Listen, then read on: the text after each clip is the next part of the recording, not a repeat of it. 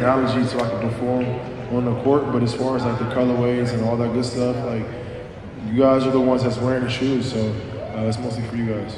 Have you ever actually put out a colorway that a fan suggested? Oh yeah, of course. And just now here, I might do a Manila colorway.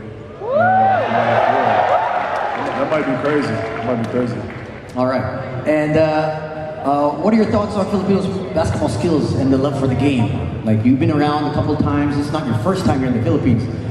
Yeah. So how do you feel the reception with their skills, on how the whether it's the females or the males playing? Yeah, no, they're passionate. Like, they love the game of basketball. Like, for people who haven't been here, don't know how passionate you guys and how much love for the game of basketball you guys have. Like, it's hard for me to like kind of explain it to them. Like, I can show them by maybe posting a story or some on my social media, but they don't really understand it until they actually be over here and enjoy it and feel it. So my job is to kind of hopefully show the world how passionate you guys are about basketball. But as far as skill level, like, I think anybody can make it to the NBA. Like, you see so many basketball players, men and women, making it to the professionals to where whether it's from different countries all over the world. So basketball is global, and hopefully we get that next star here from Manila in the NBA.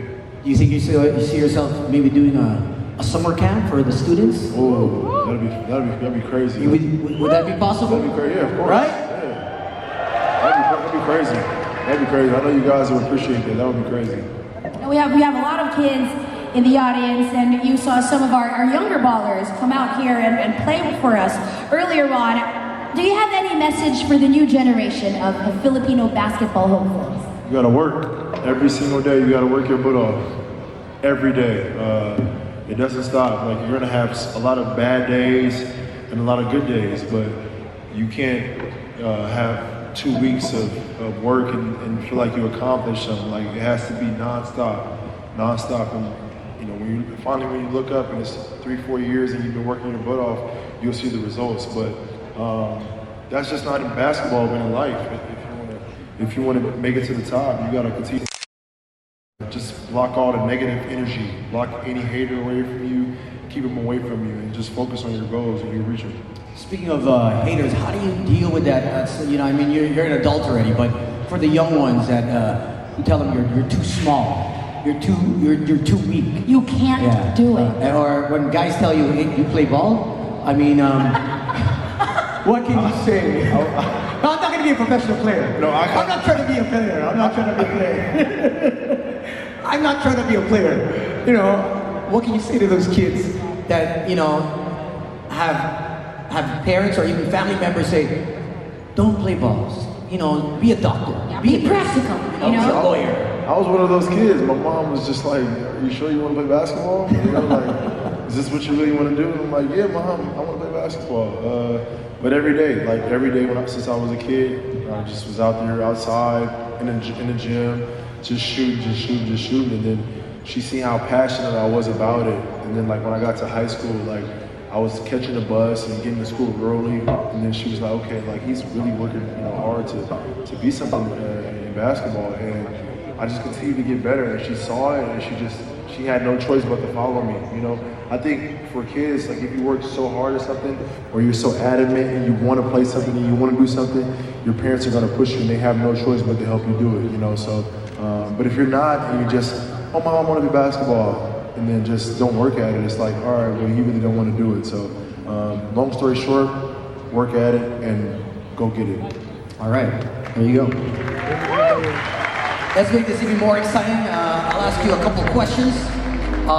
Basically, you just, whatever answer comes on top of your head, it can be one word, it can be 2 words. First thing that comes to your mind. Oh no. All right, this is Fast Talk with Harden.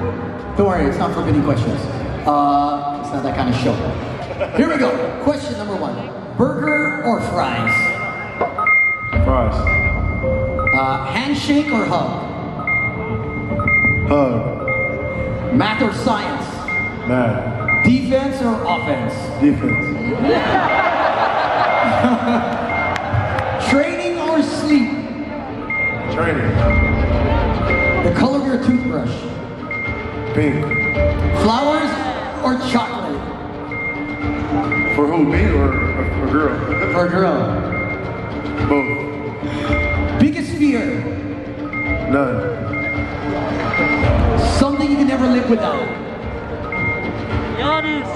Family and friends. Favorite place in the world?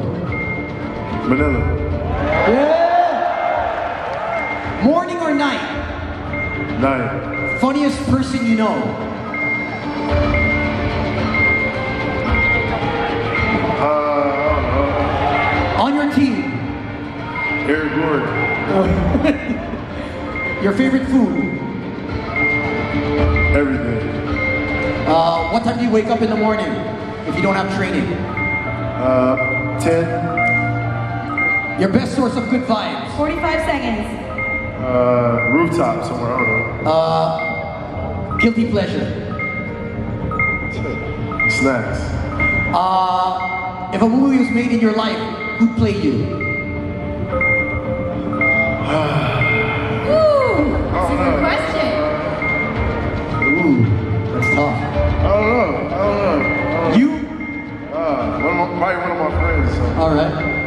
Answer this. I am James Harden, and I am...